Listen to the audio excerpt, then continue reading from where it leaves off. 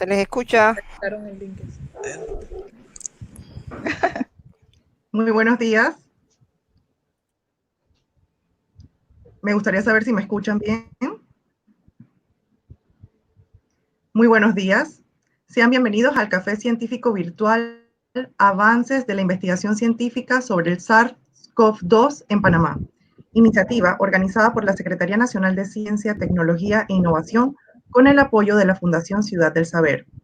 El Café Científico es una actividad que reúne al público en general con especialistas de la ciencia, con perfiles relevantes en su área para discutir y proponer respuestas a temas científicos de importancia nacional. Hoy tenemos el honor de contar con las ponencias de la doctora Sandra López Vergés y el doctor Alexander Martínez Caballero. Como primer punto del Café Científico, tendremos palabras de bienvenida por parte del doctor Víctor Sánchez Urrutia, secretario nacional encargado de la CENACIT. Adelante, doctor. Sí, muy buenos días a todos. Es un placer estar en este primer café científico virtual. Y el tema de hoy, por supuesto, es un tema importantísimo. No me voy a ni molestar ni a perder tiempo a explicar por qué es muy importante. Yo lo que quería más bien es hacer un poquito de analizar cómo es que llegamos acá, ¿no? Yo siempre digo, y a mucha gente no le gusta que yo lo diga, que CENACIT no es una institución que apaga fuego, es una institución de estratégica de creación de capacidades ante todo. Y creo que tal vez Sandra se refiere a ello, y lo que estamos viendo hoy es como un trabajo de 15, 20 años de un aumento modesto, nunca tan bueno como quisiéramos en la preparación de personas, en la reparación de instituciones. Por ejemplo, el Gorgas, cuando recién fue transmitido a Panamá, había hasta el peligro de que desapareciera. La creación de instituciones, la preparación de gente, las becas, la reinserción dentro de esas instituciones y la inversión en investigación, que como digo es muy baja, pero todavía era mayor de lo que tenían antes. Entonces ahora estamos cosechando eso. Estamos cosechando el hecho de que tenemos capacidades técnicas que son superiores a los de la región, que tenemos gente comprometida y capaz, lista para apoyarnos con sus conocimientos técnicos, y ahora que ya estamos un poco empezando el proceso, la capacidad de investigación, la capacidad de buscar nuevo conocimiento, que es realmente un poco lo que hemos estado preparando. Entonces, hoy y esta crisis tal vez ha hecho más evidente para el pueblo, para la sociedad panameña, la importancia de la inversión que se ha hecho en ciencia.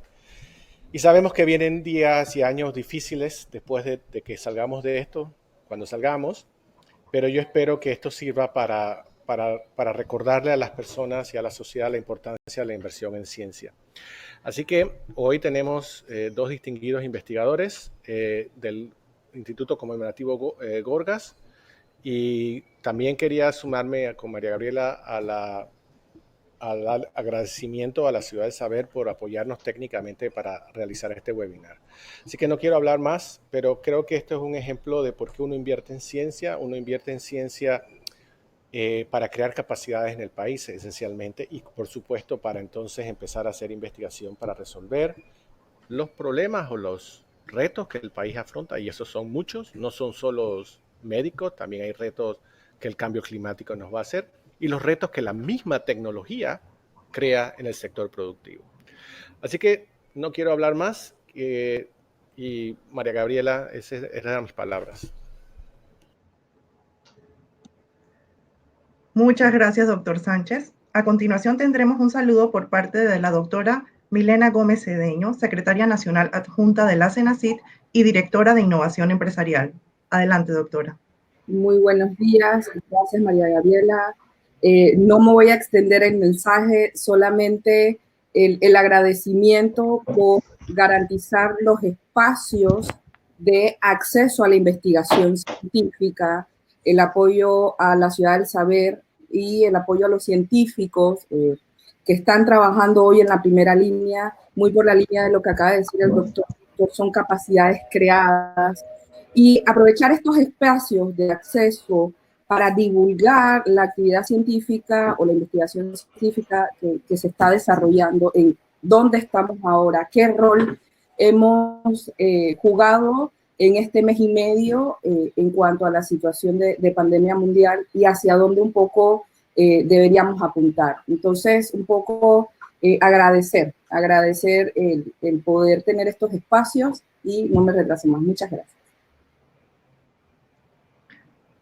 Gracias, doctora. A continuación, la doctora Luz Cruz, jefa del Departamento de Capacidades al Investigador de la CENACIT, explicará la metodología y presentará a los expositores del café científico. Adelante, Luz. Buenos días a todos y a todas. Gracias por acompañarnos en este café científico. Nos encanta la posibilidad de volver a activar los cafés y en este momento de modo virtual. Para nosotros vamos a tratar de seguir la misma metodología que utilizamos en los cafés científicos presenciales. Ustedes vamos a primero escuchar a los panelistas y luego tendremos la oportunidad de hacer preguntas. Y lo haremos como siempre levantando la manito, que Sandy les dará la palabra para que ustedes puedan hacer su pregunta. Menos de un minuto, por favor. Y luego haremos varias rondas de preguntas hasta que se nos agote el tiempo. Tenemos dos excelentes investigadores. La doctora Sandra López, ella fue del programa de repatriación de CENACIT. Ella es bioquímica, microbióloga, con una especialidad en virología e inmunología. Y tiene muchísimos reconocimientos, premios internacionales, premios nacionales, y también es miembro del Sistema Nacional de Investigación y responsable del Departamento de Virología del Instituto Gorgas.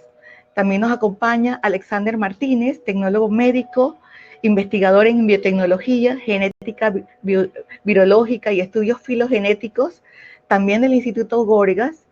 Él es ex becario de CENACIT, del programa de becas de biotecnología entre Indicasat y una universidad en la India, también miembro del Sistema Nacional de Investigadores.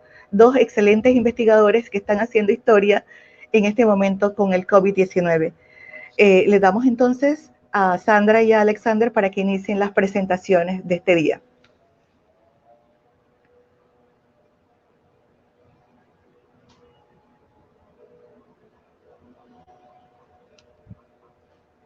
Hola, ¿me escucharon?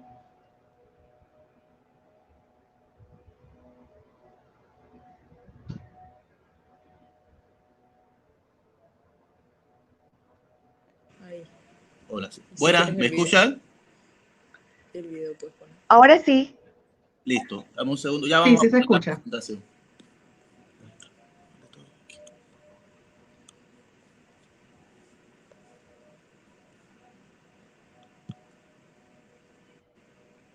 Listo. ¿Nos confirman si se ve la presentación? Sí se ve, sí se ve. Bueno, buenos días a todos. De verdad que un gusto participar a este primer café científico virtual. Lo mío va a ser sobre todo introductivo porque, bueno, como saben, actualmente una gran parte del tiempo que nos está tomando es el diagnóstico para poder responder suficientemente rápido y poder no solo ocuparse de los casos positivos, pero también aislar los contactos y tratar de disminuir la transmisión del virus. Pero al mismo tiempo, como van a ver, estamos poniendo a punto varias técnicas que van a ser muy útiles para diferentes campos de la investigación y estamos teniendo resultados muy interesantes en la parte de secuenciación filogenética y análisis del virus. Entonces, el trabajo que le vamos a presentar es un trabajo realmente una colaboración de varias personas excelentes, muchos de ellos jóvenes, de tanto los departamentos de investigación de virología y biotecnología como del departamento de investigación en genómica y proteómica.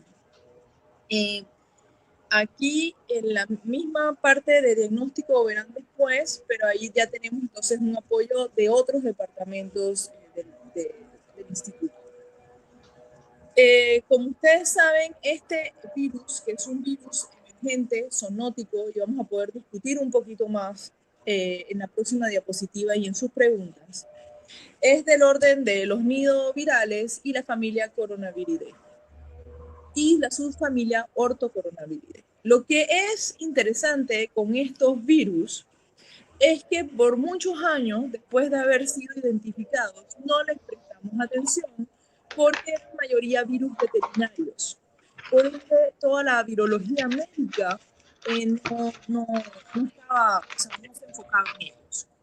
Estos virus son en virus envueltos y eso tiene características importante en todo lo que es su transmisión, replicación, pero también qué tan estables son fuera del huésped. Y tienen un genoma ARN de hebra en un sentido positivo. En verdad, como un virus ARN es bastante grande su genoma comparado a otros y va de 26 a 32 kilobases.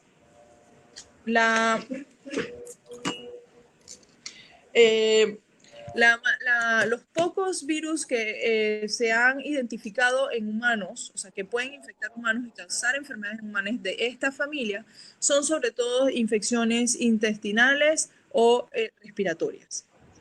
En los años 60, 70 se identificaron los primeros coronavirus que podían infectar humanos y estos eran respiratorios y los 4 simplemente son endémicos en el mundo entero y en nuestro país y causan el resfriado común, que son el 229E, el O43, el NL63 y el U1. No vamos a entrar en detalles, pero van a ver que en verdad la mayoría de los virus que infectan humanos son específicos, son sobre todo de 2 géneros de los coronavirus. Entonces, como les dije, los coronavirus son emergentes, normalmente son virus que infectan animales. Entre los animales que infectan, la mayoría de ellos, o sea, una gran parte de ellos infectan mamíferos, sobre todo los alfa coronavirus y los beta coronavirus, y de ahí es que nos provienen entonces los diferentes virus emergentes que han logrado infectar al humano. Y lo que es interesante es que de todos estos virus emergentes que pasaron del animal al humano, todos han logrado adaptarse de tal manera, menos uno, todos han logrado adaptarse de tal manera que la transmisión humano-humano sea eficiente. El único que no lo logró, que por suerte, porque es el más letal de todos, fue MERS.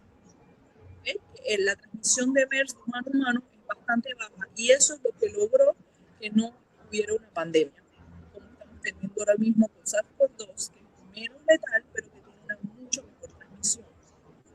Entonces, de estos coronavirus, muchos de ellos, el SARS-CoV-2, que es el que nos interesa, está en la misma familia que U1, MERS y O43. ¿Y por qué se los digo? Y entro en este pequeño detalle, porque después cuando vamos a discutir mucho de las pruebas serológicas, sobre todo las pruebas serológicas rápidas, que muchas personas están interesadas en utilizarlas como diagnóstico, justamente estos otros coronavirus que son tan cercanos hacen de que la detección no sea tan específica y hay que tener mucho cuidado de qué pruebas se van a utilizar. Y otra cosa importante, solo que quería mostrárselo, es que nos hemos enfocado mucho en la transmisión de virus a partir de animales silvestres. Simplemente quería que fueran conscientes que la transmisión de virus animal-humano puede venir de cualquier animal, porque OV43, que está el resfriado común, nos ha venido de la vaca. O sea que muy bien puede venir de un animal doméstico o agropecuario. Eso no tiene ninguna diferencia, todos somos mamíferos. Los tipos de detección. Aquí lo más importante es detectar el virus directamente y van a ser los métodos directos, que es el aislamiento viral, que van a ver, es un método, el método tradicional de la virología, es muy útil, pero no para diagnóstico, porque es muy lento y se da una muy alta bioseguridad con personal altamente capacitado. Entonces, lo que se utiliza ahora, vamos a decir, es la técnica que nos permite ser específicos, sensibles, suficientemente rápidos, y es la detección del genoma, que es la segunda metodología, gracias a la biología molecular, a la RT-qPCR. Y otra metodología directa que actualmente no se está usando y en los lugares que lo usaron, desgraciadamente la especificidad no fue tan buena, o sea que en verdad le fue bastante mal, es la detección de antígeno viral utilizando pruebas como las ELISAs o las pruebas rápidas de cromatografía. Entonces, las métodos indirectas son las que van a detectar no el virus, pero la respuesta inmune inducida por la infección. Específicamente va a detectar los anticuerpos. Y esto va a detectar o anticuerpos IgM o IgG generalmente, pero bueno, a veces puede ser que algunos kits detecten IgA. Y esto disminuye mucho la especificidad, pero permite un rango de días un poquito más tarde y permite sobre todo detectar las personas que han tenido la infección, ¿okay? Y que han desarrollado una respuesta inmune hacia la infección. Aquí es muy importante entender lo que les estaba diciendo, que el genoma es simplemente una molécula de ARN de una sola hebra simple de sentido positivo. Sentido positivo, eso quiere decir que apenas que el genoma viral entra en las células infectadas, permiten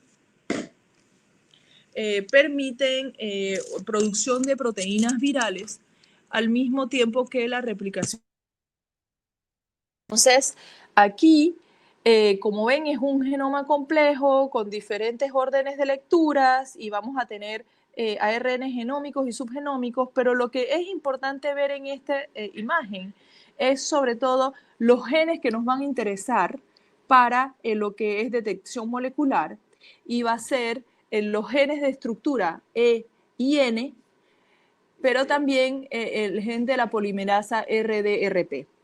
Y esto, en verdad, van a ver después la línea de tiempo de respuesta en Panamá y cómo ha participado el Gorgas en ella, pero en febrero ya Danilo Franco, que tiene la banderita de Panamá, que pertenece entonces al Departamento de Virología, fue a Brasil a entrenarse en el diagnóstico molecular específico de SARS-CoV en tiempo real, y ahí entonces se detecta, la primera técnica detectaba esos genes, una primera línea de detección que es el gen E, y después confirmación con la polimerasa y la N.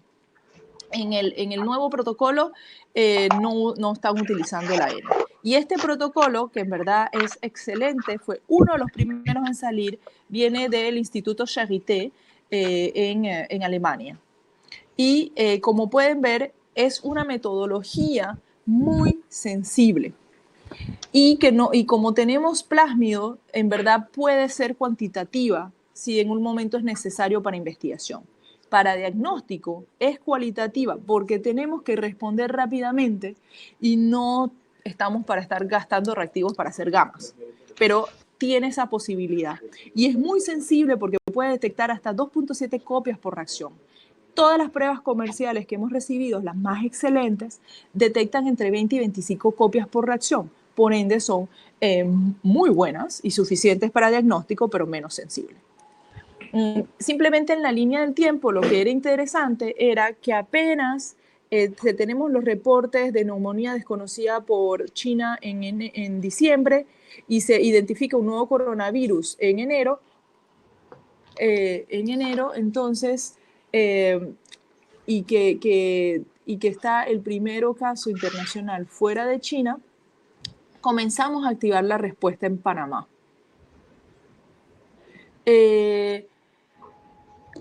Y ahí podemos ver que desde enero, antes del 20 de enero, ya se activa la sala de situación, y eso es una reunión de todas las personas del Ministerio de Salud, de la Caja de Seguro Social y del Gorgas, técnicos de diferentes áreas de la salud y de la epidemiología y de los laboratorios, para poner a punto la respuesta de país. Y como ya teníamos, Panamá tiene un sistema de vigilancia de virus respiratorio excelente. Y desde el 2010 el Gorgas es el Centro Nacional de Referencia para Influenza. Por ende, ya teníamos un sistema, Chiriquí, Veraguas y Darién, donde se podían detectar virus respiratorios. Así que se utilizó ese sistema y todas esas conexiones para poder analizar los sospechosos por COVID. Y no fue hasta marzo que realmente pudimos detectar el primer caso positivo. Y eso podemos decir que ya la semana anterior estamos esperando que esto pasara en cualquier momento, porque ya se estaban detectando casos en todos nuestros países vecinos. O sea que a pesar de que tengamos medidas en ese momento restrictivas de viaje, era imposible que el virus no entrara, ¿verdad? Y van a ver ahora con la genética por qué. Si no, para poder, como ahora mismo... El puntero. Perdón. Estamos tratando de poner el puntero. ¿Saben cómo hacer eso? Pasa la siguiente. Sí. Entonces, una de las cosas importantes que hace el Gorgas es que al mismo tiempo que hacemos el diagnóstico y la vigilancia para poder darle la información a epidemiología del Ministerio de Salud, para que ellos entonces, ahí es donde hacemos toda la tabla Excel con todos los casos detectados por el Gorgas, por los otros laboratorios de la red de laboratorios a nivel nacional, ya somos 12, hay varios públicos y privados. Bueno, toda esa información la compila el Gorgas en un Excel y ese Excel se envía todos los días al Ministerio de Salud, donde epidemiología va a analizar los casos, va a poder contactar los positivos y van a poder hacer los análisis que se presentan entonces todas las noches, ¿no? Entonces, para poder hacer esa descentralización, era imposible que todos utilizáramos el método Charité porque para eso necesitas un laboratorio de biología molecular completo y personas que puedan analizar todas las curvas que van a salir del tiempo real. Entonces, primero lo que se hizo, y es lo que vemos aquí, es que se comparan, estos son kits, con la gama de los plásmidos, de los controles positivos, se comparan las sensibilidades, la linealidad de los métodos, la repetibilidad, o sea que todo se hace en duplicado o en triplicado, sobre todo para poder estar seguro de que las curvas son idénticas, y se compara la sensibilidad para poder entonces decirle a los laboratorios qué otras metodologías de biología molecular pueden utilizar si no desean utilizar el Charité. Entonces, por ahora se han analizado varias metodologías.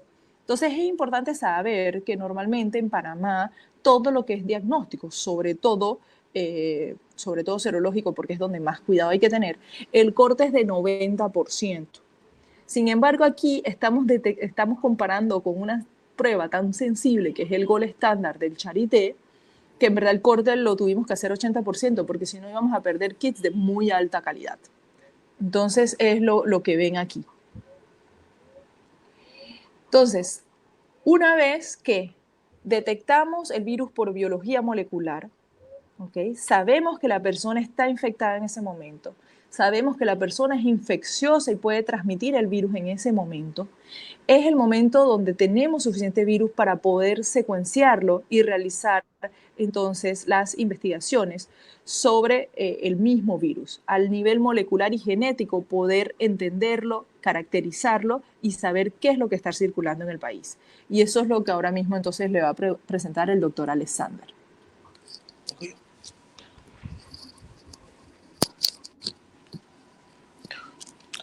Aló, muy buenos días a todos. Ahorita vamos a comenzarles a hablar un poco acerca de lo que hemos hecho en la parte genética del virus, en la evaluación genética del virus. Y bueno, la primera pregunta que viene a la mente de muchas personas es, en verdad, ¿por qué es importante secuenciar? ¿Para qué nos interesa secuenciar? Bueno, primero, la secuenciación nos proporciona información independiente de los orígenes de las epidemias y nuevos linajes. ¿Qué es eso?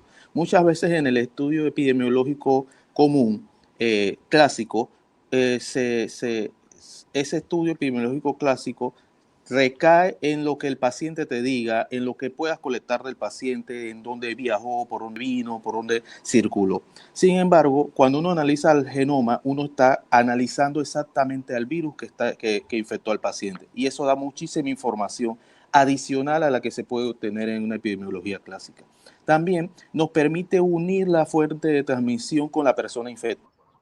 ¿Cómo es eso? Si nosotros sabemos que si podemos localizar la fuente de infección, o sea, el paciente 1, y sabemos que hay un paciente 2 y lo secuenciamos ambos y el virus es muy similar o idéntico, podemos pensar que hay una fuente de la transmisión, podemos establecer ese link de transmisión. También nos permite conocer la dinámica epidémica de las infecciones pasadas. Por ejemplo, digamos que nosotros queremos evaluar una infección de hepatitis C que ocurrió hace 10 años y logramos conseguir cepas o secuencias de ese brote. Nosotros podríamos dibujar cómo sucedió y cómo fue creciendo la población del virus en ese brote y cómo fue bajando con el tiempo. Y también nos permite buscar y evaluar la adaptación del patógeno en la población. ¿Qué es eso? Buscar mutaciones que estén ocurriendo en mi población específica que hagan que el virus se pueda transmitir mejor en la población. Entonces, ¿cómo nosotros hacemos esto? Primero, el proceso de secuenciación es un proceso más largo que un diagnóstico común. Primero, tenemos que tomar la muestra del paciente como el diagnóstico común, purificar el ADN o el RNA como igual en el diagnóstico por PCR en tiempo real, y aquí es idéntico al PCR en tiempo real. De aquí para adelante tiene mucho más procesos. Primero tenemos que enriquecer la muestra. ¿Qué es eso? Buscar que el virus tenga mayor cantidad en mi muestra para poder entonces secuenciarlo con un sistema de secuenciación de última generación y después iniciar el proceso bioinformático, que es buscar, evaluar el control de calidad de las muestras, realizar el consenso de toda la secuenciación de todas las secuencias que obtuvimos en el sistema de última generación de secuenciación, anotar esas secuencias, después de allí realizar una filogenia y después de allí realizar análisis dinámicos. Todo ese proceso lleva una serie de tiempos y se realiza con diferentes equipos. Entonces, en el caso puntual de aquí de Panamá, ¿cuál fue nuestro abordaje metodológico? ¿Qué hicimos? Primero, evaluamos muestras que fueron confirmadas por SARS coronavirus desde el día 1 de la pandemia aquí en Panamá hasta el 30 de marzo. O sea que nos enfocamos exactamente en un periodo de 3 semanas desde que se detectó por primera vez. Catalogamos a los pacientes de acuerdo a cómo se habían expuesto, si el paciente sabía cómo se había expuesto, de dónde se había infectado, si tenía alguna exposición a un viaje conocido. También tratamos de evaluar por tipos de riesgo. Si era el paciente infectado era un paciente que estaba trabajando en la respuesta a la pandemia, digamos que un doctor, un funcionario de salud, un policía, algún de estos factores de riesgo. También buscamos si era familiar de algún contacto positivo y evaluamos los historiales de viajes de algún lugar donde estuviera un brote de SARS coronavirus activo. Entonces, en esas 3 semanas evaluamos alrededor de 120 muestras en ese periodo de 3 semanas. De todas las detectadas, tomamos una muestra de un muestreo de 120 muestras tomadas. De ahí obtuvimos alrededor de 110 genomas nuevos. Esta es una grafiquita donde mostramos la cobertura obtenida con la secuenciación. Cuando están hasta arriba significa que fue exitoso. Lo que tiene algún agujerito como este significa que no se obtuvo el genoma completo y aquí se obtuvo ligeramente parcial. De todos modos, esto se puede usar para el análisis, pero hay que tener las previsiones de que no está completo. En total, en resumen, obtuvimos 110 genomas completos. De esos 110 genomas completos, esta es la representación en días. La partecita coloreada acá abajo representa los genomas obtenidos por día de la epidemia durante las primeras 3 semanas. Ahí hay días donde hay un poco más, hay días donde hay un poco menos, y eso es debido a que a veces recibíamos más pacientes negativos o positivos en ese día. Entonces, ¿qué nos preocupamos de hacer? ¿Qué buscamos hacer en contestar primero? Los linajes. Hasta la fecha se ha descubierto a nivel internacional que el virus del SARS coronavirus se está formando en algo que se considera o se le dice que son linajes. Se está especiando a medida que va llegando al lugar donde está infectando. Por ejemplo, se han encontrado que hay linaje A y linaje B. El linaje A es uno de los linajes que sale principalmente de Hubei con trabajadores de China, y el linaje B es un linaje que viene también de Hubei. Sin embargo, el linaje AC es uno de los principales del brote de Washington. También es otro sublinaje del linaje A, el linaje A2, es también predominante en el brote de España. En cambio, el linaje B1, por ejemplo, es el predominante en el brote de Italia. ¿Eso qué es? A medida que el virus llegó a esos países, fue especiándose y fue adquiriendo diferentes tipos de mutaciones que se fijaron en la población. Y por eso podemos separar por linaje ligeramente dónde estaba circulando el virus. Entonces, ¿qué tenemos en Panamá? En Panamá, ¿cuántos linajes nos llegaron? Hasta ahora, hasta las 3 primeras semanas, observamos que tenemos 8 linajes. 8 linajes que tienen un origen de importación, un linaje que tiene posiblemente un origen local. Por lo menos este linaje de acá abajo, que es el linaje A1, A3, A5, B1, B1.5, está 100% asociado a personas que vinieron del extranjero, y el virus llegó y pudo establecer cadenas de transmisiones efectivas. Este linaje de acá arriba es el linaje, principalmente el linaje español. Si ven aquí, tenemos un bracito completito que está todo lleno de secuencias de Panamá. Este árbol solamente tiene secuencias de Panamá, no tiene secuencias de ningún otro país. Observamos que aparte de ese linaje grandote A2, tenemos un linaje acá un poquito más chiquito que solamente está formado por muestras de Panamá y que se diferencia con un soporte bastante fuerte estadístico del linaje A2, lo que indica que es un linaje que se transmitió, llegó a Panamá, se especió aquí en Panamá y adquirió mutaciones que se fijaron en nuestra población. Entonces, viene la siguiente pregunta. ¿Cuándo llegó el virus a Panamá? Para poder contestar esta pregunta, nosotros tenemos que hacer un análisis que se llama análisis del ancestro más común. Para ese análisis del ancestro más común, ¿qué es lo que uno hace? Tiene un árbol filogenético igual, pero en esta ocasión le pone una fecha a las secuencias. Y poniéndole esa fecha a las secuencias, se le pide a un software especializado que vaya asignando cuándo van apareciendo cada uno de estos nodos de aquí. Estos nodos de aquí, estas bifurcaciones de aquí, corresponden al ancestro más común. Entonces, ¿qué observamos en Panamá? Vamos a ver primero el linaje que parece que es nuestro panameño. Vemos, nos enfocamos primero en saber la edad de este nodo de aquí. Si bajamos a la flecha, este es el resultado obtenido. Esta es una gráfica de densidad y entre más alta está el pico, significa que hay una mayor probabilidad de que esa es la fecha de origen del nodo. Y si podemos ver la fecha de origen de este nodo panameño, posiblemente, está un poco después del 24 de febrero. Ese es el nodo A2. La fecha del intervalo con 95% de probabilidad estadística va del 9 de febrero al 4 de marzo. Si vemos el otro linaje, que está acá abajito, el linaje A1, este linaje, al parecer, su probabilidad estadística es un poquito antes, del 6 de febrero al 26 de febrero.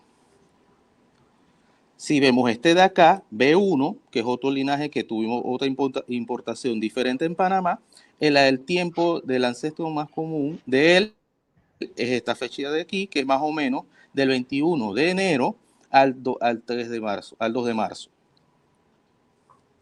Si vemos este otro linaje de acá, que es el linaje B1.5, el linaje A3, vemos que también se observa lo mismo. Tenemos un tiempo del ancestro más común que va del 21 de enero al 6 de marzo. Está más amplio. ¿Qué significa que está más amplio? Si ven, tiene un poco menos de secuencias, significa que no hay tanta certeza de que la fecha es exactamente esta, pero puede ser cualquiera entre este lugar donde hay mayor densidad de probabilidad.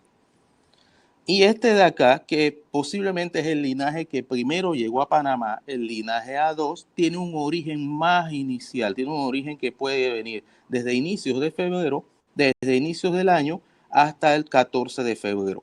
Esto es importante porque al tener tanta variabilidad en esta región, en este nodo, significa que aquí nos faltaron colectar muestras para poder tener mayor certeza exacta de cuándo nos llegó el virus a nuestro país.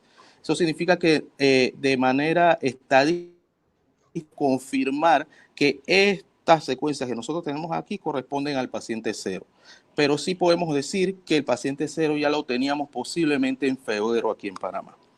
Entonces, si nosotros revisamos esto, ponemos toda esta misma grafiquita que les acabo de mostrar junto con el árbol, una tras otra, observamos que el clado que está principalmente afectado las 3 primeras semanas de Panamá, que es el clado A.2, partió posiblemente del el A.2 panameño, partió posiblemente del A.2 y tenemos diferentes introducciones de otros clados casi todos en la misma fecha. Eso es algo que no se ha observado, por lo menos en las publicaciones que han hecho este tipo de análisis y que ya están disponibles a nivel internacional. Por lo menos en Guangdong se observó que ellos tuvieron diferentes importaciones y con un tiempo bastante espaciado entre uno y la otra, prácticamente una semana. Aquí en Panamá prácticamente todas las importaciones del virus nos sucedieron a la vez. En la misma semana nos comenzaron a llegar los virus. Si nosotros buscamos un poco con la historia de las fechas, casualmente esa semana corresponde a la semana luego de carnavales. ¿Qué significa? Que posiblemente estos virus que son importados llegaron con aquellos viajeros que pudieron ir a pasar a sus fiestas de carnaval al extranjero, a lugares donde había infección activa de coronavirus, y trajeron el virus a Panamá cuando llegaron. Entonces, esta diapositiva creo que se me fue un poquito de más. Vamos a la siguiente. ¿Cómo se dieron las transmisiones? Otra pregunta muy importante aquí es saber cómo se dieron las transmisiones. Con los árboles filogenéticos nosotros no podemos establecer solamente cómo se transmitieron. Solamente podemos decir que un virus se parece a este y a aquel. Con este software que tenemos acá, que se llama Transfilo, él hace una inferencia bayesiana de la transmisión de la infección utilizando un árbol filogenético. Le pone unos pesos estadísticos a los nodos y establece si nosotros omitimos o no tenemos secuencias que nos digan exactamente cómo ocurrieron las transmisiones. Poniéndolo un poco en español, vemos este clado de transmisión, que es el clado A2 panameño. Se observa aquí en este puntito que este nodo corresponde a este paciente, a esta muestra tomada, y que esa muestra tomada posiblemente infectó a alguien más que no logramos tomar la muestra, no logramos testarlo, y esa persona que no logramos testar posiblemente infectó a todas estas personas que están acá. Igual sucede acá. En cambio, en este de aquí, posiblemente infectó a esta persona, esa sí lo logramos testar, y esa persona infectó a todas estas de acá. Por ejemplo, con este clado B1, vemos que no sabemos exactamente en dónde inició la cadena de transmisión. Hubieron 1, 2, 3, 4 cadenas de transmisión, 5 cadenas de transmisión que no colectamos a los causantes de esa cadena, y a partir de allí se observa las diferentes transmisiones que sí logramos detectar, y lo más seguro es que por búsqueda activa de nuevos contactos. Entonces, pregunta, ¿termina allí la secuenciación con estos análisis? De hecho, no. A nosotros nos interesa evaluar la difusión del virus, y por ahora hemos realizado estos tipos de análisis. En este video que ven que va corriendo, estos puntos aquí son hipotéticos de cuándo pudo haber iniciado la infección en el mundo. Y vemos cómo de esos puntos hipotéticos llegó a Europa, el virus llegó a Europa, y posiblemente ese mismo virus que llegó a Europa pasó por algún otro punto hipotético, nos llegó a Panamá. También tenemos otro que llegó a Estados Unidos, y en otros puntos hipotéticos que todavía no estamos seguros, también nos llegó a Panamá. O sea que tenemos varias importaciones y todas ocurrieron prácticamente a la vez, porque si ven, cuando nos llega a Panamá, los puntos nos llegan de manera simultánea. Vamos a esperar que pase un poquito más el video para que vean que todos los puntos llegan de manera simultánea a Panamá. Generalmente cuando uno hace estos análisis con otro virus, uno observa que primero llega una cepa, esa se llega y se fija en la población, después llega otra, se fija la población, pero aquí estamos viendo que todos prácticamente nos llegan a la vez.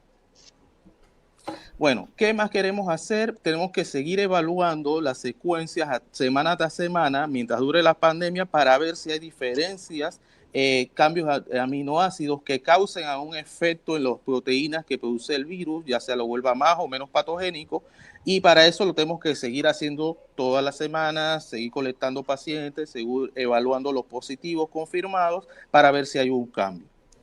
¿Qué más vamos a hacer con un proyecto que nos ganamos en la última convocatoria de Senacid de emergencia de COVID? Vamos a apoyar a países de la región de Centroamérica a ir secuenciando también los genomas del virus que está circulando en sus países. Por ahora nos ha confirmado Costa Rica y Guatemala, y todavía seguimos en negociaciones con los otros países de la región para poder apoyarlos. Y bueno, aquí ya termino la parte genómica y continúa Sandra López con la parte de aislamiento viral. Llegaron como 4. Sí, bueno, creo que muchos se preguntan por qué es importante aislar el virus. Y en verdad, aquí lo que podemos decir es que estamos muy contentos de haberlo logrado. Primero que en la región pocos países tienen un BCL3 para estar haciendo este tipo de experimentos, y no en algunos países que han tratado de aislar el virus no lo han logrado. Nosotros logramos aislarlo, ahora les vamos a mostrar en células Vero. ¿Y por qué? ¿Por qué es importante? Porque permite secuenciar el virus cuando tenemos muestras con muy poca carga viral. Entonces, cuando no se puede secuenciar el virus directamente de la muestra, es muy importante poder aislarlo para tener suficiente virus y estar seguro que de repente no se nos pierda analizar una cepa importante. Por ejemplo, un fallecido, o de un caso que tenga una clínica muy especial, o de un primero caso que se pueda suponer que sea un paciente iniciador de una cadena de transmisión.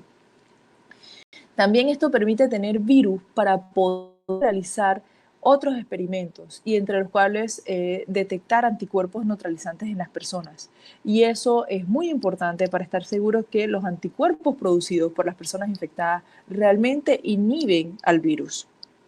Finalmente, también, estas grandes cantidades de virus permiten realizar diferentes experimentos de biomedicina. No solo de virología y entender la replicación del virus en la célula, lo que me permite entonces búsqueda de nuevos antivirales y de nuevos tratamientos, sino que también el mismo análisis de la respuesta de las células infectadas. Y si han escuchado, en la enfermedad COVID, como en muchas otras enfermedades infecciosas, el patógeno es igual de importante que la respuesta inmune. ¿Okay?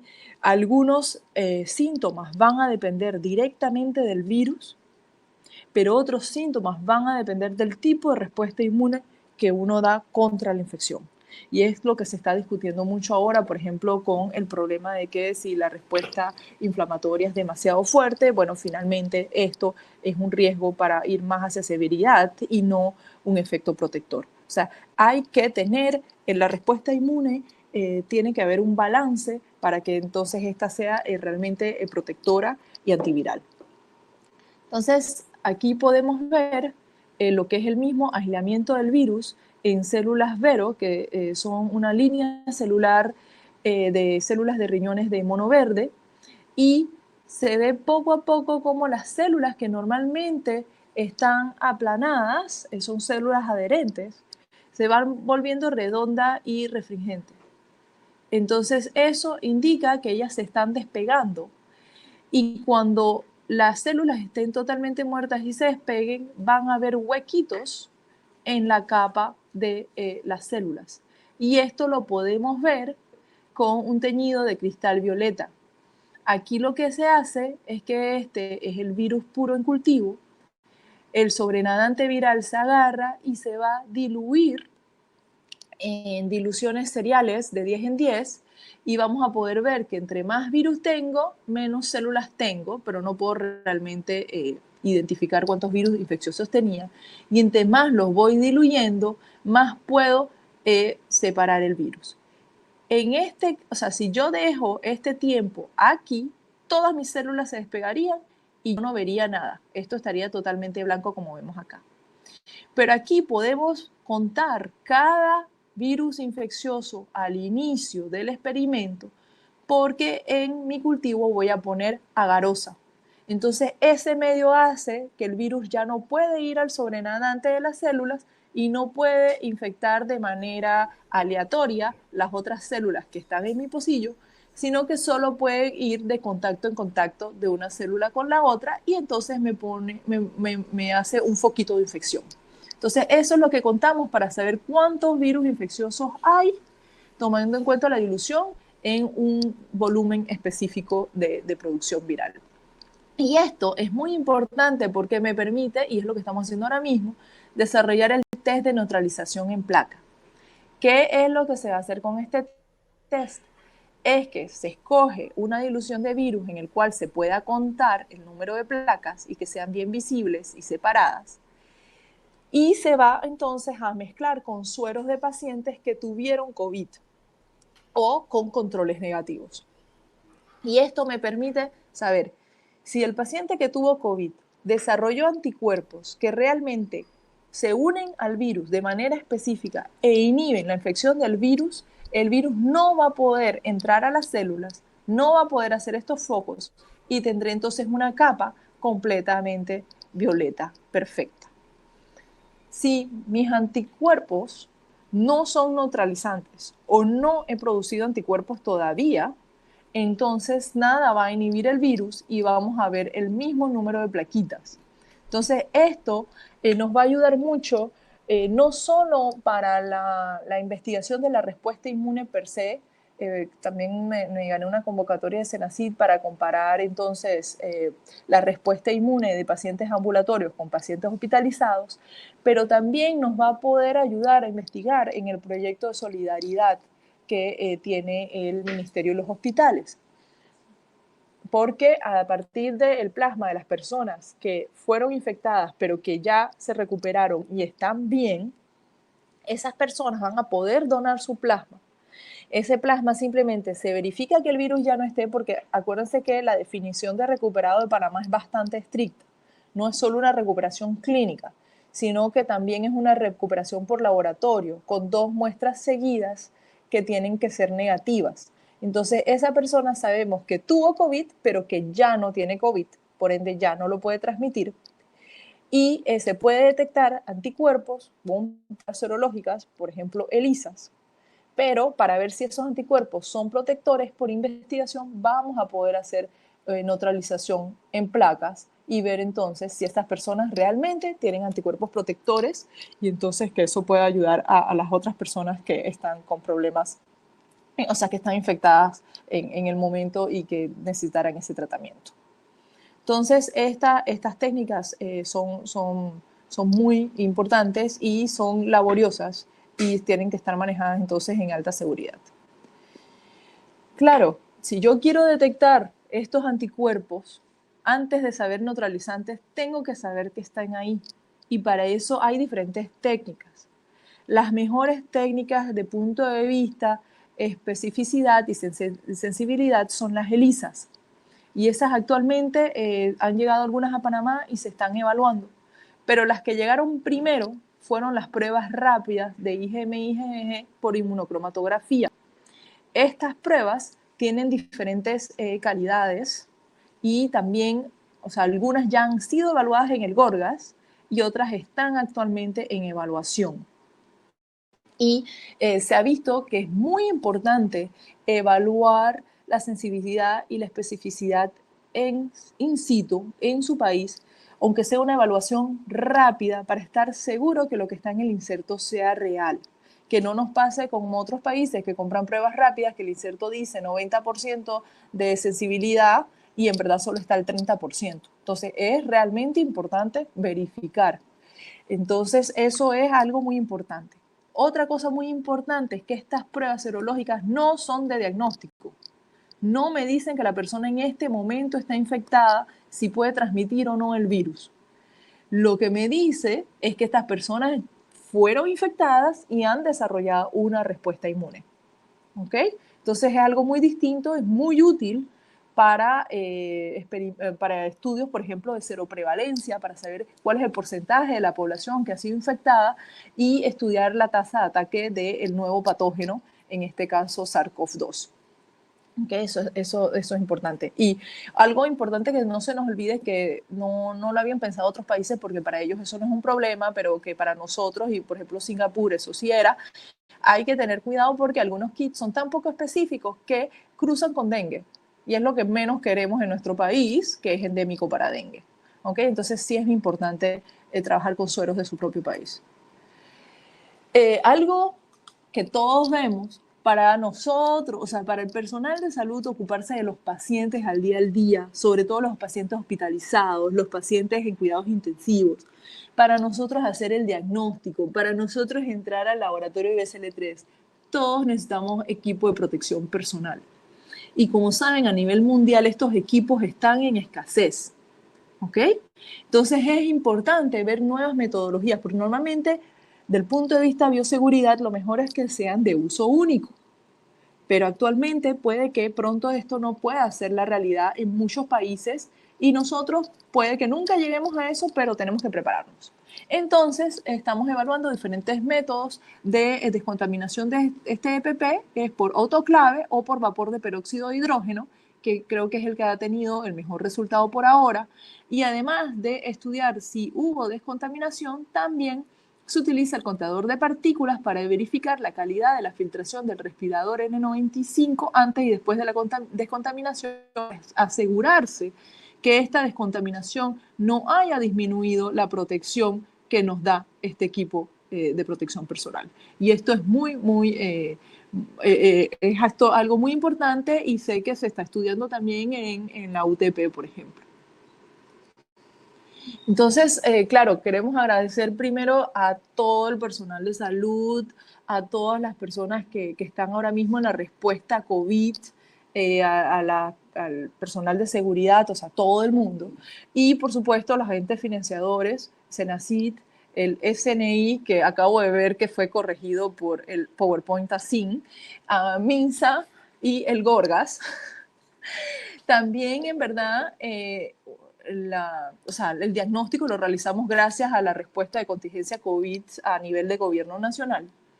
Y hemos tenido una ayuda extraordinaria de donantes privados, entre ellos su Fundación Buenos Vecinos, que recopila diferentes familias y otras más, y también algunos proveedores.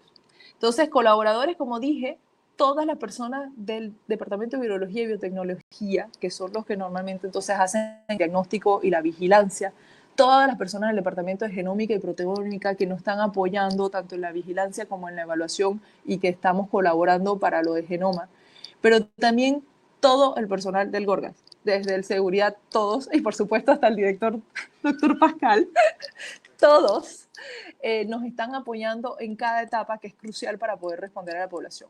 Esto en verdad no se dan cuenta, pero el nivel de trabajo es impresionante. Bueno, ayer hice 20 horas, entonces eso es algo que no soy la única, todos estamos dando el máximo para poder responder entonces a esto. Y ya simplemente, muchas gracias. Los que no tienen que estar trabajando en la respuesta a COVID, por favor, quédense en casa. Tratemos de romper estas cadenas de transmisión que nos describió Alexander para realmente tratar de poder controlar esta pandemia a nivel país. Pero hay que estar conscientes que para que la respuesta sea completa, tiene que ser a nivel mundial, porque esto es una pandemia y no vivimos aislados, como muy bien nos lo demostró COVID.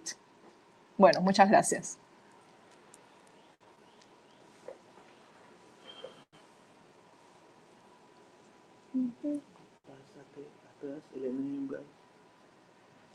Okay.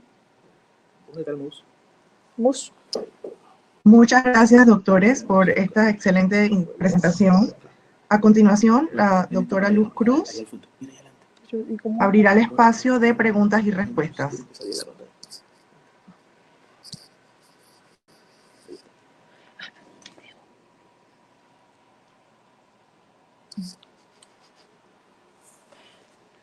Bueno, no sé si tienen alguna pregunta. Luz, Milena.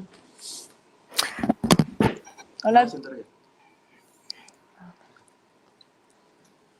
Buenos días, Sandy Mosquera les habla. Creo que Luz tuvo algún bajón y se salió.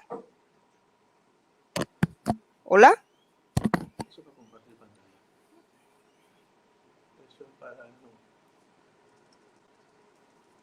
Buenas, sí, ahora sí los ¿se escucha? Sí. Sí, creo que Luz tuvo algún bajón.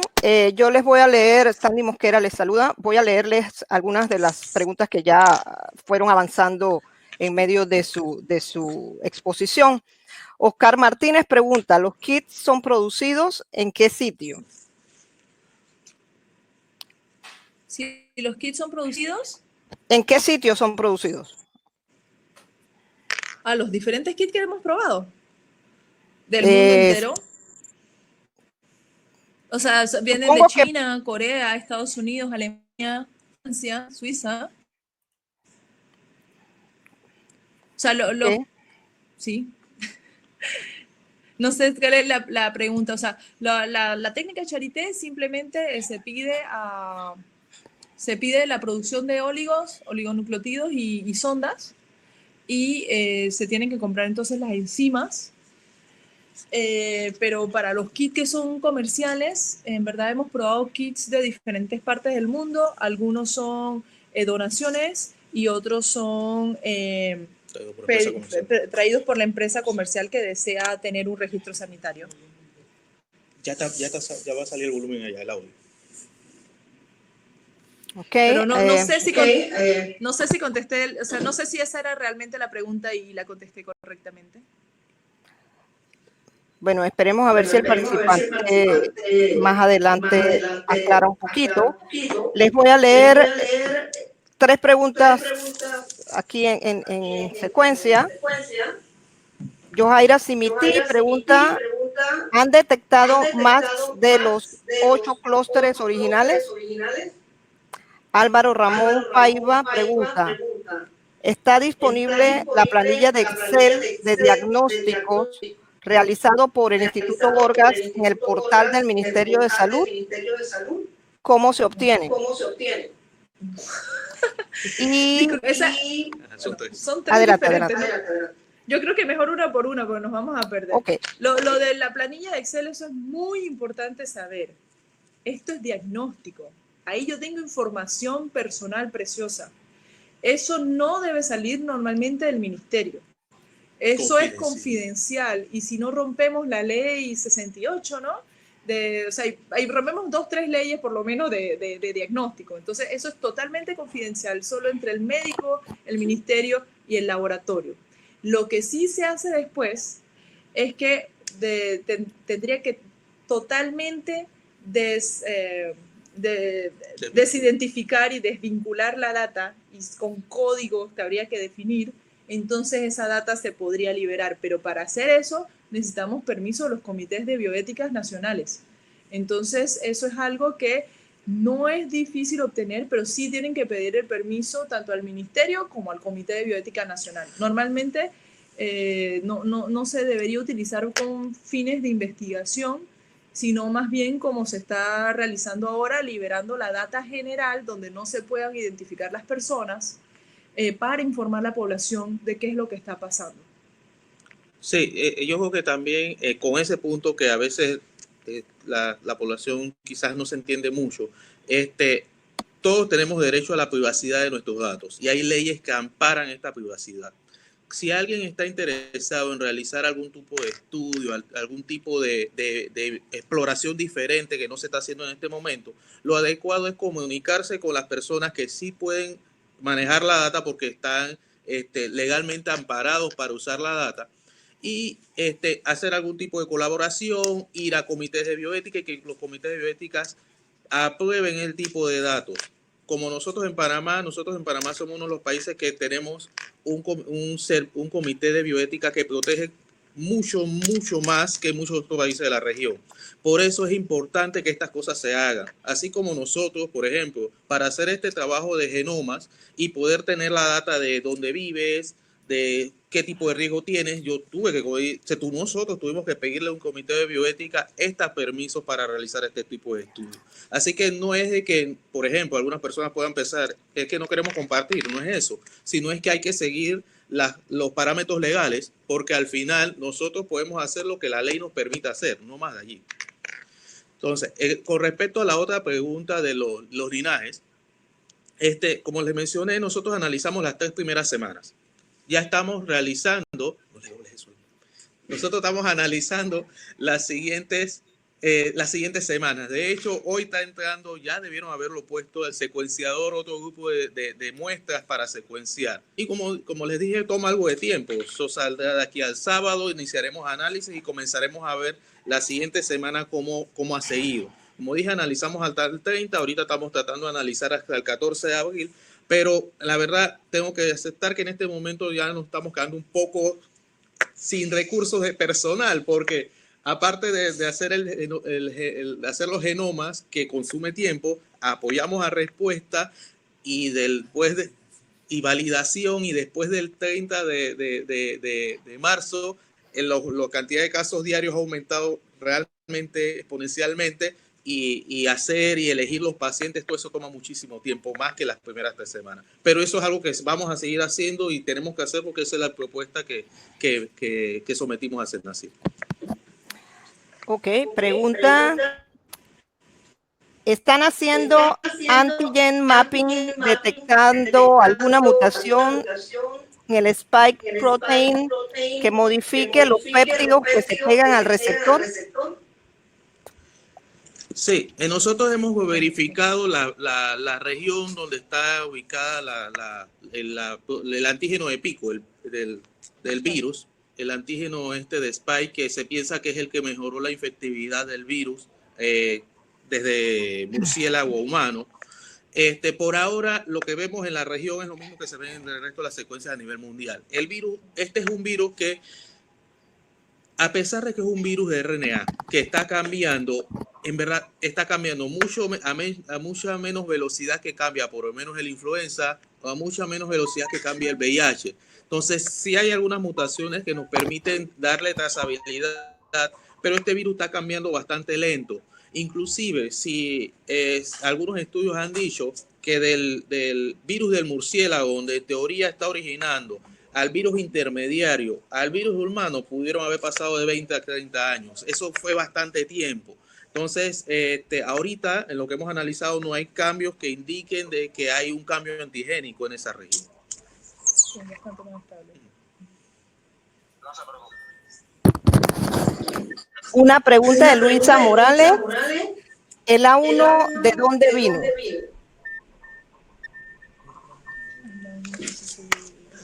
Sí. No, el A1 no. Vamos a mostrar el mapa porque así va a ser más fácil poder mostrárselos.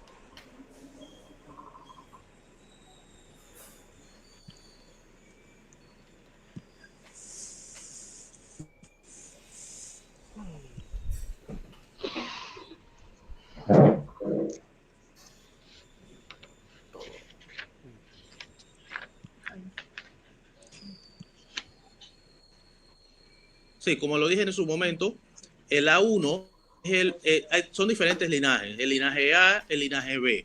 El linaje A se ha diversificado en muchos sublinajes, A1, A1.1, A1.2 y así. El linaje A1 es el que ha causado principalmente el brote en el estado de Washington, en Estados Unidos. Inclusive es el linaje que estuvo en el crucero que estaba infectando en Estados Unidos. El linaje que nosotros, y sí tenemos un par de casos de este linaje aquí en Panamá, el linaje que principalmente nos ha afectado a nosotros hasta las 3 primeras semanas ha sido el linaje español. Y como le dije, nos llegó el linaje español y casi a la semana se fijó una mutación que podríamos llamar el linaje panameño. Hasta ahora, hasta las 3 semanas, hasta el momento donde se revisó, hizo este análisis, que se bajaron todas las secuencias disponibles de la base de datos internacional, eran más o menos casi 3.000 secuencias, el linaje panameño estaba solo, formando un linaje aparte. Así que sí podemos decir que en ese momento, a las 3 semanas, Panamá tenía un linaje ya fijado en nuestro país. Eso es bastante importante porque eso demuestra que ya había una transmisión local y comunitaria y que probablemente esa cepa ya tenía un tiempo circulando en el país para poder ya fijar la mutación a través del tiempo. Otra pregunta, ¿el linaje local es el A2PAN? Sí. Una pregunta más. ¿Pueden hoy decir que el virus tiene una alta variabilidad genética o mutación? No, como lo dije en la respuesta anterior, el virus no está cambiando a una velocidad comparada a otros virus de RNA que cambian. Generalmente los SARS coronavirus no cambian mucho. Ajá, acá preguntan, ¿la trazabilidad molecular de esos nodos que no se muestrearon es que no se han analizado o es que simplemente no está la muestra? Miren, que esa es una pregunta interesante y tengo que decirlo, que a veces uno piensa que lo está haciendo mal y no, lo estamos haciendo bien. Si uno compara este tipo de análisis con otros brotes, no de coronavirus, pero de otros organismos en otras partes del mundo, generalmente la tasa de pacientes que tú testeas y están confirmados es uno del 20 a 30%. Yo no mostré esa gráfica porque no quería extenderme más, pero en una gráfica, en el análisis yo puedo determinar cuál es el porcentaje de muestras que yo de hecho he detectado y estamos por arriba del 60% en los clados que que vimos, en el A2 panameño, en el A2, en el B1, en el A1, tenemos más del 50% de las secuencias formadas en ese clado detectadas. Y eso es importante porque demuestra que las medidas que se han hecho de contención han dado con los casos que han venido apareciendo. Sí. Ajá. Preguntan acá, se habló de mutaciones fijadas en la población a medida que el virus avanza. ¿Existen estudios sobre qué tanto de esas mutaciones fijadas son o afectan la patogenicidad del virus? Dale. Bueno, no, justamente, pero eso es algo de, eso es uno de los estudios que deseamos hacer, ¿no? A través de poder recopilar cuáles son las diferentes mutaciones que se han fijado o que han sido, se puede demostrar que han sido seleccionadas positivamente durante todo el brote en Panamá, para después, uno, con análisis clínico-epidemiológicos, ver si puede haber una asociación con la severidad, y después ya con análisis más in vitro y de laboratorio, poder ver si hay diferencias de replicación o de patogenicidad o de inducción de la respuesta inmune a nivel de la célula. Si se ve algo en ese momento, entonces podríamos colaborar con personas que tengan modelos animales si es necesario. Una pregunta más. ¿A través de qué pruebas se puede determinar el nivel de transmisión que tiene un paciente en función de su carga viral y cuál es el rango? Es una excelente pregunta. Es algo que no se acostumbra a hacer desde el punto de vista diagnóstico. Como dije, o sea, estamos con un volumen de 1000 muestras por día mínimo. O sea, no estás en el momento de estar analizando carga viral. Sin embargo, es algo que se debería hacer por investigación y que se va a hacer. Y que se está y se hizo en otros países. Entonces, Alemania, por ejemplo, que tiene una capacidad laboratorial a nivel nacional mucho más grande y que tuvo un brote más o menos, se puede decir un poquito más leve que los otros países europeos, sí pudo demostrar que hay un límite de carga viral. Y si recuerdo bien, ellos pudieron ir hasta 10 a la potencia 5, de ahí para abajo la transmisión era bastante mala, y de ahí para arriba, si tenías más cantidad de virus en la nariz,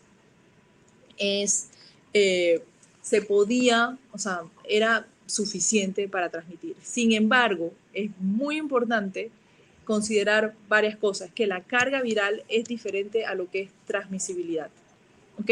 Primero, que la carga viral simplemente me detecta el número de genomas virales. No me está diciendo cuántos de esos virus realmente son infecciosos, y mucho menos si en la solución que tengo son infecciosos. Después, ¿qué tipo de contacto voy a tener? O sea, ¿qué tipo de contacto voy a tener de persona a persona? Porque ahí va a depender de la cantidad de virus infecciosos que uno tiene y de la cantidad de virus infecciosos que uno puede transmitir de una persona a persona. O sea, que una persona que tose, que puede que tenga una carga viral un poquito más baja, pero puede que va a tener una transmisibilidad mucho más alta porque va a poder tener mucho más contactos por goteo y entonces va a poder transmitir el virus. Y por eso, sí, todas las personas que están infectadas tienen que tener mascarilla. Y sí, bueno, casos muy específicos como el de ahora, estamos sin mascarilla, tenemos que guardar una distancia de por lo menos 2 metros, y esto tiene que ser con personas sin síntomas, donde estamos seguros que el otro no nos va a toser y no tenemos un riesgo de transmisibilidad. Entonces, eso es algo importante. Pero sí es importante, en verdad, los estudios tienen que ver la carga viral, la infectividad del virus y la transmisibilidad. ¿Qué se ha podido aprender sobre la inmunidad de los pacientes después de recuperados? ¿Es posible quedar inmune, sí o no? Bueno, normalmente todas las enfermedades vas a tener personas que van a desarrollar una buena respuesta inmune o no. O sea que, claro que hay personas que ya tienen una respuesta inmune protectora contra COVID, hay otros que tienen una respuesta inmune bastante ineficiente y hay otros que tal vez no han desarrollado una buena respuesta inmune. Entonces, eso es algo que está en estudio en varios países y eso necesitamos verlo a través del tiempo, porque en verdad han pasado muy pocos meses para decir que tenemos una respuesta inmune protectora. Tenemos que tener anticuerpos de buena calidad, específicos, neutralizantes, por lo menos al año, a los 2 años. cuánto tiempo duran, si en un momento comienza a aumentar la reacción cruzada con otros coronavirus. O sea, todo eso no se sabe y eso es algo que tiene que estar en estudio y que está en estudio actualmente. Pero se necesita más tiempo, porque para poder definir que una respuesta inmune es protectora y una respuesta de memoria realmente es buena, se necesita mucho más tiempo. Por lo menos, bueno, en el proyecto de Senacid voy a poder analizarlo por los 3 primeros meses, pero sí sería bueno ya a nivel nacional tener un seguimiento anual por lo menos unos 5 a 10 años para saber realmente qué tipo de inmunidad tenemos, qué tipo de células B memoria desarrollamos con esta infección. Todo eso no se sabe. Ok, leemos acá. Trabajo en el banco de sangre del complejo. La próxima semana iniciamos la obtención de plasma convaleciente. ¿De qué forma podemos colaborar con las pruebas de neutralización viral? Bueno, esa es una excelente pregunta. Yo sé que el doctor Pascal habló con varios de los médicos que están en el proyecto de plasma. No sé, tengo la impresión que hay varios proyectos de plasma, de eso sí tengo que verificar, pero creo que son por lo menos, son diferentes sitios y creo que son por lo menos 1 o 2 proyectos. Sería solo contactarnos y ver entonces a qué porcentaje de pacientes se le hace el test de neutralización en placas, porque eso va a permitirles entonces tener, o vamos a permitir a todos tener una mejor idea de cuál es la respuesta inmune de las personas que se han infectado, cuál es el porcentaje que realmente va a tener anticuerpos protectores y entonces qué tan necesario va a ser hacer ese screening por neutralización en placa o no, para poder entonces pasar el plasma a los otros pacientes para tratamiento. Pero Siguiente sí, pregunta. por supuesto, contáctenos y colaboramos. Siguiente pregunta. ¿Hay algún parámetro para normalizar el resultado de los distintos kits que usan, tomando en cuenta que son de distintos fabricantes? O sea, normalmente lo que se hace es que se prueban las mismas muestras, el mismo panel de muestra en los mismos equipos. Eso es una de las cosas más importantes. Pero sí, por supuesto, todo eso se tiene que tomar en cuenta, porque las enzimas no van a ser las mismas y los primers tampoco, ni las sondas. Entonces, pero normalmente se tiene que tener un equipo que pueda leer todos los diferentes parámetros y todo se analiza el mismo panel de muestra en los mismos equipos. Sí, lo mismo en serología, o sea, en cualquier evaluación se necesita tener un panel de evaluación para poder comparar. Preguntan, ¿me explicarán nuevamente la parte de que las pruebas serológicas que no son diagnósticas? Sí, es importante. Bueno, sé que todo va a depender. Primero hay que ver que las pruebas serológicas no detectan el virus directamente. ¿Okay? Vamos a detectar la respuesta inmune inducida por el virus. Eso es lo primero que hay que entender. Esa respuesta inmune, según el patógeno o el virus que vamos a estudiar, puede ser una respuesta inmune que se induce rápidamente. O sea, que rápidamente vamos a pasar de la fase virémica, donde vamos a detectar el virus por molecular, a detectar anticuerpos. ¿Okay? Entonces vamos a poder combinar los dos para tener un diagnóstico bastante certero y completo. En el caso del coronavirus, primero que los anticuerpos toman bastante tiempo a salir y ser detectados. No es como en algunas enfermedades que ya día 3, 4 o 5 tengo una buena cantidad de anticuerpos. No, en verdad es después del día 7, en algunas personas después del día 10. Entonces, el diagnóstico es para saber si la persona está enferma en ese momento. Y en el caso específico de este virus, también queremos ver si la persona es infecciosa en ese momento porque tenemos que romper la cadena de transmisión. Por ende, para ayudar a la persona clínicamente y para parar la cadena de transmisión del punto de vista de salud pública, necesita que sea lo más temprano posible en la enfermedad. Entonces, ya cuando agarras con la serología es muy tarde porque ya la persona está pasando sus síntomas o ya está en una fase que está hospitalizado y que está totalmente en una respuesta inmune descontrolada. ¿Okay? Entonces, ya vamos a decir, es un diagnóstico un poco tardío para la persona porque ya lo estamos ayudando en un momento que ya desarrolló la fase severa, o sea que más bien es ayudarlo para que pueda sobrevivir esa fase.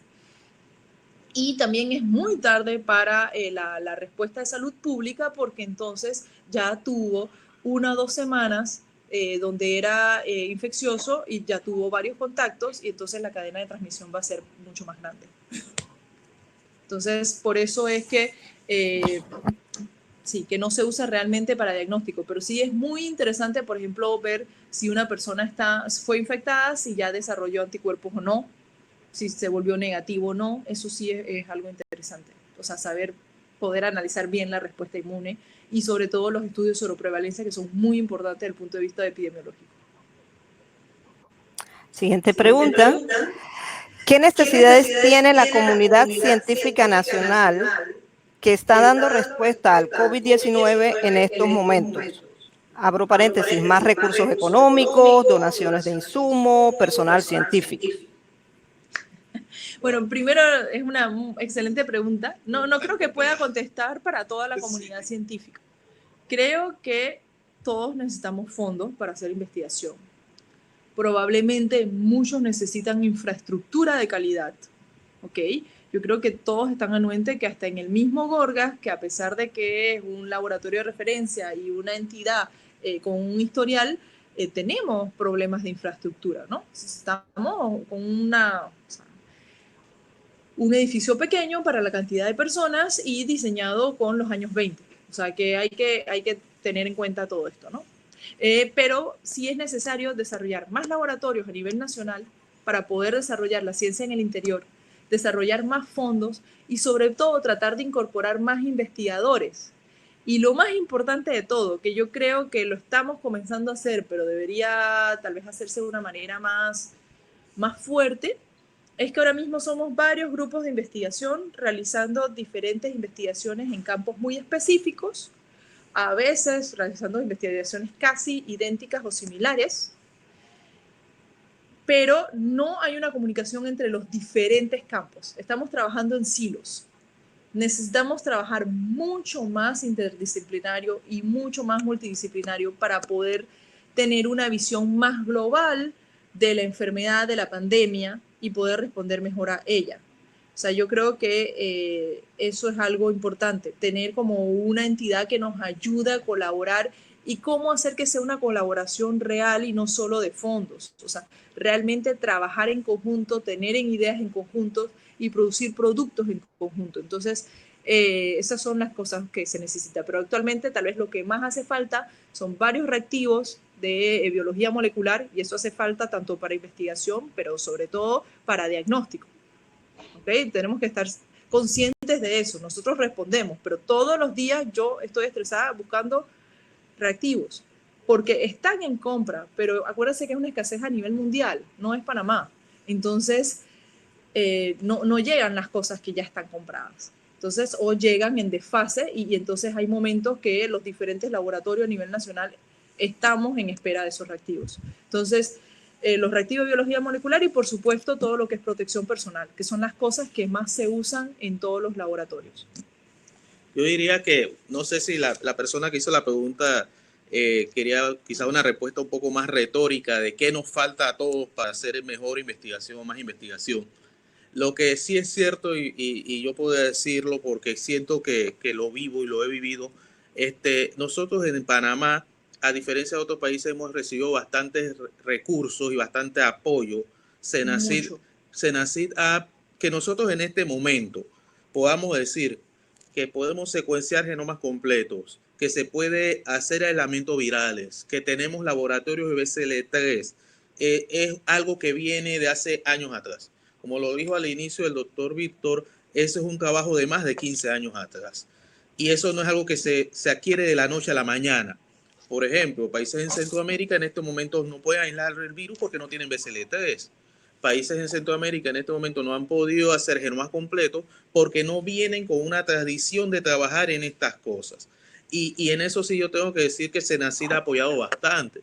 Nosotros comenzamos a trabajar en genomas completos con proyectos financiados por Senacid para contestar preguntas puntuales, sea con Zika virus, con hepatitis B, con VIH, con chikungunya. Son preguntas específicas que nos han permitido primero foguearnos y experimentar qué herramientas necesitamos, cómo lo hacemos y que la gente se entrene. Aparte de eso, por lo menos en de parte de genómica, nosotros también realizamos genotipaje de VIH rutinario. Es algo que hacemos todos los días, a diferencia de otros países de la región. Y al nosotros poder hacer esto todos los días, tenemos la infraestructura, la gente está entrenada, han ido a entrenamientos a muchos lugares afuera del país. Entonces el instituto, como Gorgas, ha formado y se ha preocupado de que nosotros, los jóvenes aún, podamos y nos hemos formado de tal forma que podemos dar respuesta. ¿Qué necesitamos para futuro? Necesitamos mayor apoyo. ¿Por qué? Porque aunque sea difícil decirlo y a veces decirlo que uno no tiene, es como llorar sobre mojado, pero también nos recuerda que nos hacen falta cosas. En este momento, el Campus Gorgas nos hubiera ayudado muchísimo a tener mayor flexibilidad, a tener más personal, a ubicar a más gente. En este momento muchas veces uno tiene que no negar, pero decir, ok, en este momento no se puede traer más investigadores porque no hay dónde ubicarlos en la institución. También es una realidad que no se puede desmentir. Nos hace falta la ciudad de la salud. Con la ciudad de la salud, otras instituciones nos podrían ayudar inmensamente haciendo las pruebas de diagnóstico, pero en este momento hay limitaciones porque no hay espacio. Entonces, como país nos falta eso. Por eso decía que de manera retórica nos falta que se tenga una mejor visión de ciencia y tecnología, una mejor visión de que esto no es solamente dar dinero para hacer pruebas de laboratorio. Esto es para tener una infraestructura que nos permita ser realmente el Singapur de la región. Sí, yo creo que esto lo que dice Alexander es muy importante porque en verdad Senacid, por ejemplo, ha apoyado una gran formación de personal especializado, tanto para investigación, pero también que realiza actividades rutinarias que apoyan a la investigación o a la salud o al agropecuario todos los días. Entonces, lo que también hay que tener, además de los fondos y la infraestructura, es realmente cómo incorporar todo ese personal, porque Panamá tiene mucho personal de alta calidad que no estamos tal vez utilizando a su máxima capacidad porque no se han podido incorporar en las instituciones existentes o en instituciones que deberían formarse. Entonces, esas son cosas que yo creo que la ciencia panameña ha avanzado muchísimo los últimos 10 años, tal vez los últimos 15 años, pero yo creo que podemos ya avanzar todavía mejor. Pero yo creo que si lo queremos, lo podemos hacer, porque tenemos las personas. Otra pregunta. Para investigación epidemiológica, ¿cómo la obtenemos? ¿Qué cosa? ¿Qué obtienen?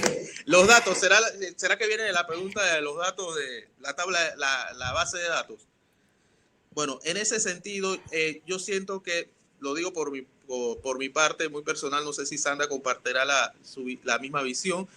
Actualmente el Departamento de Epidemiología del MINSA es el encargado de manejar esa información. Cualquiera persona que esté interesada en apoyar debe contactarse con ellos, porque ellos en este momento son los únicos autorizados en manejar la data final. Nosotros manejamos parte de nuestra data, parte de los laboratorios, pero la data final de todos los pacientes para algún tipo de estudio de epidemiología hay que trabajarla con ellos. Sí. Y hay que simplemente contactarlos, colaborar y hacer los protocolos de ética. Pero ya hay estudios epidemiológicos en curso, creo que ya con sus permisos también. Sí. O sea, de las personas, o sea, algunas personas son investigadores justamente de Senacid y del DCNI, y ya ellos se ganaron proyectos de epidemiología y tengo la impresión que, o sea, ya ellos están avanzando con todo lo que es compilación de datos realmente detallados de todo lo que se puede compilar. Sí, quizás sí, disculpa, sí, quizás es que a veces se piensa que la base de datos lo tiene todo, en realidad, y por eso uno necesita pedir permisos a bioética, porque la base de datos para, por lo menos en este momento, dar una respuesta de positivo o negativo solo tiene información básica, el nombre del paciente, dónde vino, cuál es el resultado, pero para hacer estudio epidemiológico tienes que ir un poco más allá. buscar contactos, y para toda esa información hay que tener permiso. Eso no es simplemente que hoy yo me levanté con ganas de hacerlo y me voy a ir a la casa de una persona a hacerlo. No, para hacer eso hay que pedir permisos a bioética y tienes que estar autorizado por el sistema de salud. Y ya hay mecanismos bastante claros y establecidos para conseguir esos permisos. Ajá, preguntan, ¿cómo se realiza la secuenciación del virus y si hay algún tipo de riesgo al realizarla? Riesgos no hay. De hecho, nosotros trabajamos a partir de que la muestra está purificada, el RNA, el ADN. Y con todo y eso, yo siento que trabajar este virus no es riesgoso. Si uno tiene el equipo de protección personal necesario, tú lo puedes trabajar sin problema.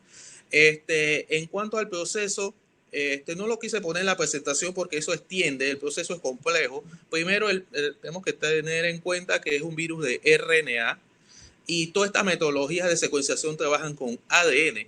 Así que yo primero tengo que pasar mi virus a DNA complementario. Después de pasarlo a DNA complementario, tengo que producir un DNA de doble cadena.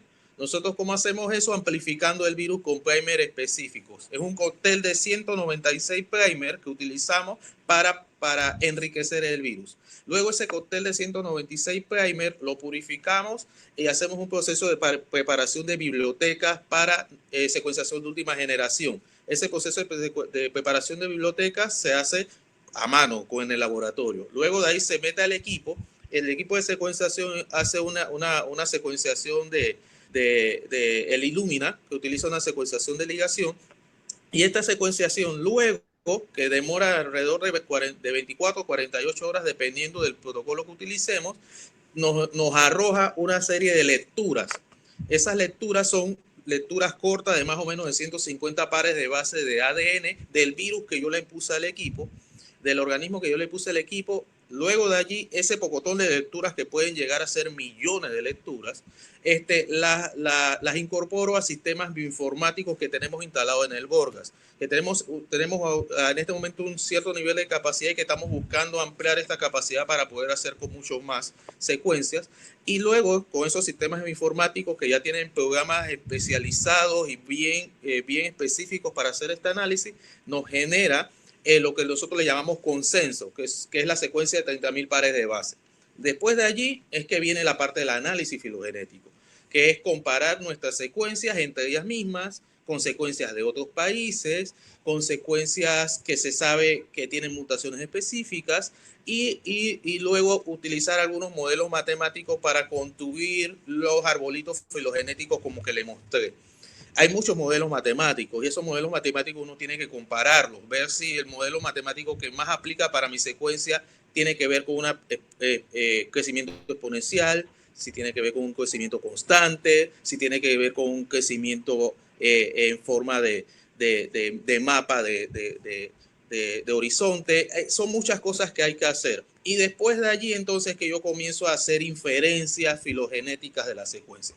En verdad es un proceso bastante complejo y largo, pero bueno, gracias a Dios estamos formados y aquí en Panamá podemos hacer. Sí, quería solo decir con relación a lo de la bioseguridad, la misma secuenciación, como dice Alexander, ya el virus está lisado y está extraído, o sea que trabajan con ARN, con ácido nucleico. Sin embargo, ya cuando uno trabaja la muestra, ahí sí hay que saber utilizar excelentemente bien su equipo de protección personal. Si es solo la muestra y dependiendo del tipo de muestra, un BCL2 presurizado también es importante, cabinas de bioseguridad, pero ya cuando hay una cantidad de virus grande, como es un virus que se puede transmitir bastante fácil por aerosoles, tiene que ser un BCL3, porque si no, en verdad, están poniendo a riesgo las personas que van a trabajar con él. O sea que sí es importante tener personal capacitado para la parte donde se va a trabajar virus en grandes cantidades. Ok, vamos a leer unas 3 preguntas más por cuestión de tiempo. Hay varias más, pero necesitamos ir concluyendo también. Preguntan, ¿es posible que el virus ya esté mutando? Los virus están diseñados para mantener el huésped vivo y ya se sabe que en Corea del Sur hay pacientes recuperados que han sido infectados de nuevo. ¿Esto puede deberse a un linaje distinto del virus ¿O será posible que el virus ya esté mutando o cuando suceda sea una mutación menos agresiva?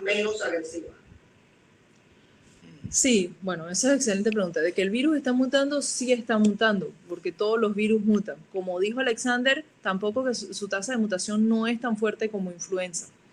Lo de la reinfección es una pregunta muy, muy interesante porque todavía no se define bien si estas personas reinfectadas son infectadas por otro linaje que tenga mutaciones que hace que entonces la respuesta inmune de memoria no pueda controlar esa segunda infección, un poquito como pasa con dengue o con cualquier virus que muta suficientemente como influenza, o si simplemente es que la calidad de la respuesta inmune inducida durante la infección no es tan buena y permite una segunda infección a pesar de que sea de repente menos severa. Entonces, esas son cosas que actualmente están en estudio. Otra pregunta. ¿Existe una relación entre los linajes del virus con pacientes a UCI? No, en este momento no. Los análisis no muestran que haya alguna relación con estar o no estar más grave con la infección. Que eso me imagino que es lo que quieren saber, si tienes la mayor tendencia a ir a cuidados intensivos o no ir a cuidados intensivos. En este momento no hay algún tipo de relación específica con los linajes o con una mutación específica. Por ahora esa relación es más con la respuesta inmune o con las comorbilidades, sexo, edad de la persona. ¿Se ha pensado tomar muestras de, por ejemplo, la basura, el agua, ríos, quebradas, de los sitios que presentan mayor porcentaje de contagiados para ver si pueden tener el virus, pensando en los ecosistemas acuáticos, terrestres, etcétera? Yo creo que Senacit abrió una convocatoria sobre COVID y sé que participaron más de 290 proyectos. Sé que algunos de ellos eran personas de microbiología ambiental y de virología ambiental que deseaban medir el virus en la superficie. No sé si esos, sé que hay proyectos y que personas han querido hacer eso, no sé si esos proyectos se van a hacer, están en desarrollo, yo creo que ya ahí Senacit me puede contestar mejor si tienen fondos y si era algo que querían hacerlo a nivel ambiental o si era algo que querían hacer en superficies de hospitales, o sea, lugares de riesgo o en domicilios de personas positivas para ver cuál era el riesgo por la familia, o sea, como esos proyectos no son proyectos que nosotros hemos sometido, no puedo decir exactamente cuáles eran los objetivos específicos, pero sí es algo importante, se ha realizado en otros lugares y creo que es importante realizar en Panamá. Yo creo que lo que está afuera realmente a la intemperie, con el calor y la cantidad de sol que van a recibir esos virus en unos cuantos minutos, yo creo que en la acera no van a estar. Y creo que ya me preocuparía más tal vez en lugares un poquito con agua o lugares donde no llegue tanto, o sea, la humedad sea más alta y no lleguen tanto los rayos del sol. Pero en verdad eso es algo que sí se tiene que estudiar para poder contestar con certeza. Pero con todo eso, lavarse la mano es lo más importante. Sí, de todas maneras, lo más importante es lavarse la mano siempre. Y ponerse la mascarilla. Esas son las dos cosas más importantes. ¿Cuál es su plan de masificación del diagnóstico en este punto? ¿De masificación? ¿Masificación de diagnóstico? Sí. Bueno, el plan tiene varias fases. Todo depende, el primero que hay... En este momento el plan exacto. En este momento hay varios laboratorios. El plan primero era con los laboratorios que ya tenían algún tipo de capacidad instalada. Ya vamos a decir que se hacía en Chiriquí. Sí, o sea, era Chiriquí, Darién y nosotros. Y nosotros. Esos son los primeros. Ahí agarramos todas las personas que sabíamos que estaban en la red de influenza o que sabíamos que tenían capacidad molecular para poder poner equipos abiertos. De los que tenían capacidad molecular pero que preferían equipos cerrados. Y después los lugares aledaños donde ya tienen una capacidad molecular gracias a la vigilancia de VIH y de tuberculosis utilizando los equipos GeneXpert. De esa parte no se ha podido desarrollar bien porque nunca llegaron los reactivos, pero sí hay diferentes fases de biología molecular para los laboratorios. Después está la descentralización de la toma de muestra. Eso es distinto. Y la toma de muestra para descentralizar, bueno, primero eran simplemente en las instalaciones hospitalarias y centros de salud, pero ahora entonces el ministerio pudo crear todos los diferentes autos rápidos en diferentes zonas del país para entonces masificar la prueba, y estas se van a llevar a los laboratorios más cercanos. Algunos laboratorios de las redes ya están trabajando 100% de su capacidad, otros están adquiriendo equipos que van a permitir entonces responder la respuesta molecular. Por ejemplo, ahora mismo el Nicolás Solano tiene una capacidad con un equipo cerrado, pero pronto va a recibir un equipo abierto. Entonces va a tener 2 plataformas de diagnóstico y para cantidad más grande. Bueno, en Chicho Fábrega también. Y eso va a permitir entonces responder a todas las necesidades de población. La necesidad hospitalaria, que es una, y la necesidad de muestreo generalizado poblacional, que es otra. Pero uno es el plan que yo creo que se está realizando bastante bien. Simplemente tal vez los tiempos no son siempre los que quisimos, porque muchos equipos no han llegado en los tiempos que se habían prometido. Eso es ya independiente de nosotros, ¿no? De Panamá. Ok, las 2 últimas preguntas es de una periodista científica. Tamara del Moral pregunta: ¿puede una persona infectarse con diferentes linajes del virus a la vez o después de haberse recuperado? Y si es posible, ¿cómo afectaría la producción de anticuerpos? ¿Generaría anticuerpos para virus con diferencias por mutaciones? Bueno, en este momento, como mostré en la presentación, los linajes que encontramos no pareciera que estuvieran circulando en la misma región a la vez. Nos pareciera que nos llegaron todos a la vez, pero por lo menos los que vienen de importaciones de otros países, esos se cortaron. El que quedó en transmisión local era uno solo. Entonces, la probabilidad de tener un paciente con más de un linaje, yo todavía no la vería como una posibilidad tan alta. Puede pasar, pero inclusive eso es algo que pasa con VIH. Con VIH tú puedes tener más de un virus que te infecte, igual desarrollas anticuerpos para los virus de algún tipo, de alguna forma, pero eso es algo que todavía científicamente yo creo que no tenemos la respuesta exacta. ¿Cuál era la otra pregunta? Un poquito lo de la reinfección del primer linaje, si puedes ser pero, infectado por un segundo linaje. Como lo dije, son muy parecidos, entonces no sabría exactamente. Eso es algo que yo creo que sí vamos a estar haciendo con Sandra en los estudios de inmunología de ella, de evaluar, agarrar secuencias de cada muestra de cada uno de los linajes, cultivarlas y ver si tienen algún tipo de diferencia a nivel de in vitro, pero eso es algo que es más para investigación y ahorita no. Por ahora, en verdad, los linajes se han definido por una diferencia genética. Que no obligatoriamente se transmite una diferencia antigénica. O sea que genéticamente son distintos, podemos definir bien los linajes, pero por ahora todos tienen una respuesta antigénica similar y los anticuerpos parecen reconocer a todos. Puede ser que a través del tiempo, si un linaje se va separando mucho más de los otros y va adquiriendo mutaciones en las proteínas más inmunogénicas, en los genes que codifican las proteínas más inmunogénicas, entonces tal vez ese podría tener una respuesta de anticuerpo distinta. Pero por ahora no se ha descrito que ningún país haya llegado a ese estado. Y la última pregunta: ¿se pueden comparar los linajes del virus en función de la severidad de síntomas que causan? Por ejemplo, ¿podríamos saber si el linaje panameño causa una enfermedad más leve que el linaje de Italia? Eso tendríamos que analizar totalmente la pandemia a través del tiempo, pero por ahora no se ha visto diferencias clínicas importantes, y las diferencias clínicas por ahora se han visto más por el tipo de población y por las comorbilidades, las edades de la población.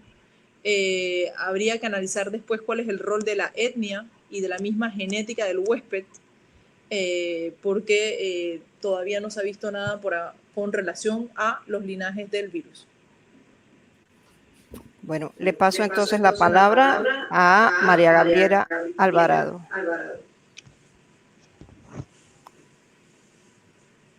Muchas gracias, Sandy. Muchas gracias a todos los participantes que enviaron sus preguntas.